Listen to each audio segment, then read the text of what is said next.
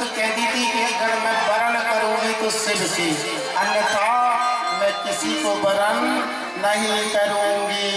कहते हैं ना हमारे बाबा गोस्वामी तुलसीदास लिखते हैं, बड़े भाव के साथ में लिख रहे हैं, जोगी जटिल अकाम मने नगन अमंगल रे। इनका स्वभाव कैसा रहेगा महाराज? बोले इनका स्वभाव ऐसा रहेगा, जन्म कोट लगे रगड़ हमारी, जन्म कोट लगे रगड़ हमारी, कोटि लगे रगड़ हमारी, जन्म कोटि लगे रगड़ हमारी, वरहु नवोरथ रवा हमारी, वरहु नवोरथ रवा हमारी। सिया राम जय राम जय जय राम, सिया राम जय राम जय जय राम, सिया राम जय राम जय जय राम, सिया राम जय राम जय जय राम। जन्म कोट लगी रगड़ हमारी, और बारहु शंभु नाते रहूं कुंवारी। पहले ही संकल्प करके बैठ गई थी कि अगर जन्म जन्मांतरों में अगर मैं वरण करूंगी तो कौन को करूंगी? शिव से, कोई दूसरे को वरण नहीं करेंगी।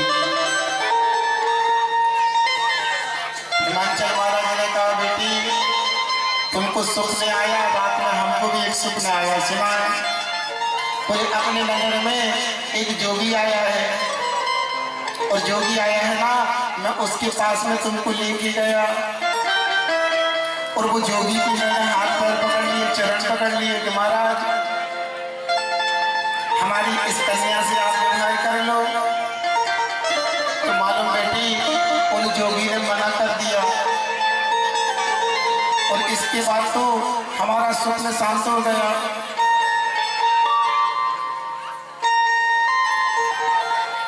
तुम तो जाके तपस्या करो। यहाँ महाराज तारकासुर नाम का एक दैत्य था, जिसने देवताओं की नाक में दम करके रखा था। इसने वरदान मांगा था कि अगर मेरी मृत्यु हो ना तो शिव पुत्र से हो। शिववीर समुत्पन्ना पुत्र से पतिर यदा। अगर शिव के वीर से कोई संतान की उत्पत्ति होगी तो उसी के हाथ से मेरी मृत्यु हुई। और देवताओं को बड़ी चिंता लगी थी, ऐसी चिंता लगी थी कि जब तक शिव जी विवाह नहीं करेंगे, और जब तक शिव जी विवाह नहीं करेंगे तब तक उनके घर में पुत्र होने वाला नहीं है। भाई जब पुत्र होगा, विवाह होगा, तभी तो जाके कहीं पुत्र होगा। और इसने तारकासुर ने ब्रह्मा जी से वरदान मांग लिया, ब्रह्मा जी ने वरदान दे दिया। अब यहाँ पे सारे देवता भगवान के पास पहुंचे, ब्रह्मा जी के पास, महाराज आपने इनको वरदान दे दिया है, शिव जी विवाह करने के लिए तैयार नहीं है, किसी भी उपाय से विवाह होना चाहिए। यहाँ पार्वती जी को महाराज हिमाचल ने कहा तुम तप करो, तपस्या करो। आप लोगों ने पढ़ी होगी किताब, माता जी ने कठोर तपस्या करी, अन्न जल को त्याग के सूखे पत्ते खाना, और जब सूखे पत्ते खा खा के कुछ समय बाद सूखे पत्ते भी छोड़ दिए, और जब सूखे पत्ते छोड़ दिए ना तो उन्हीं का नाम एक पड़ा अपर्णा। ये भगवती का नाम है। इस प्रकार की कथा भी आती है कि जब पार्वती जी तप करने जा रही थी तो भगवान श्री राम भी भगवान शंकर जी के पास पहुंचे। भगवान श्री राम गए, और जैसे ही भगवान श्री राम गए तो भोले बाबा ने उनको प्रणाम किया। कथा आती है, भोले बाबा ने उनको प्रणाम किया और यहाँ पे राम जी ने उनको प्रणाम किया, क्योंकि वे एक दूसरे के उपासक हैं, एक दूसरे के सखा भी हैं, एक दूसरे के स्वामी भी हैं, एक दूसरे के मित्र भी हैं, और एक दूसरे के नाथ भी हैं। भोलेनाथ ने सोचा चलो राम जी आए हैं, कुछ कथा सुनाएंगे, कुछ कथा सुनाएंगे, आनंद आएगा। भाई कथा सुनने के लाने बैठते हैं, हर आदमी कथा के लिए तो आता है, कोई गाना गीत के लिए थोड़ी आता है। भगवान भोलेनाथ ने कहा प्रभु आप आए हो, कथा सुनाओ, कोई कथा सुनाओ। भगवान राम ने कहा हाँ हम कथा सुनाने आए हैं आपके पास में। भोले बाबा को बड़ी सुंदर कथा सुनाई। अब शंकर जी सोच रहे थे कि राम जी आए हैं तो राम कथा सुनाएंगे, लेकिन यहाँ भगवान श्री राम ने शंकर जी को पार्वती जी की कथा सुनाई। कौन सी कथा समझाई? बहुविधि राम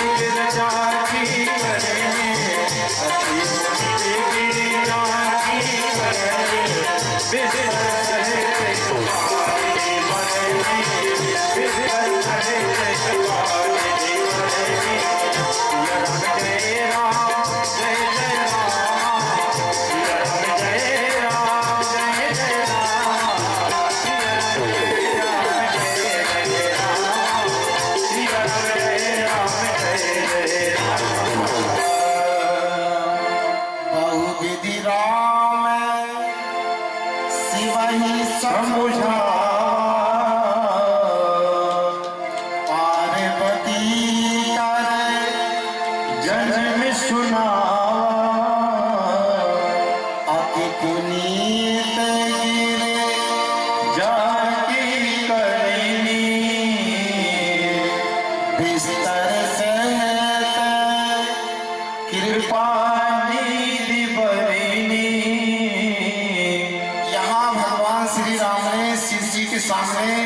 प्रार्थना करी और मैया की पूरी कहानी सुनाई, पूरी कथा सुनाई।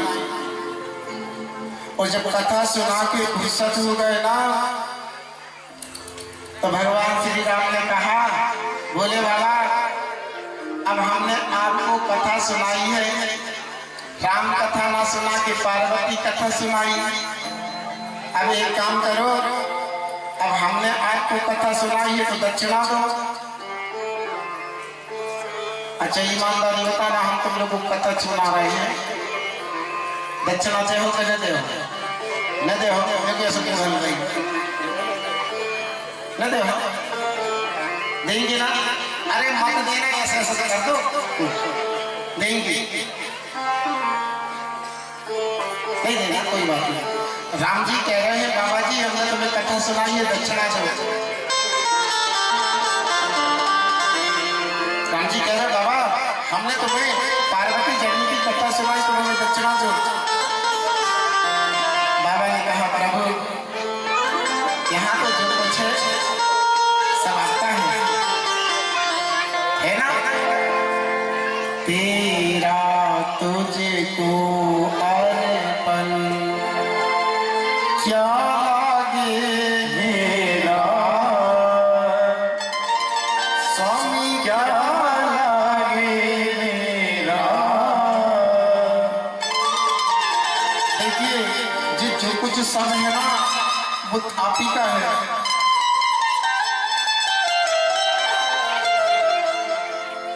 भगवान बाबा से कहा था, अगर बाबा ने कहा था ना तो बाबा कहते थे हमें किसी से मतलब नहीं। तो बोले तुम्हें किसी से मतलब तो कोई किसी से रिश्ता नहीं है तुम्हारा? बोले है। बोले नाता एक राम जी से दूजा नाता तोड़ के।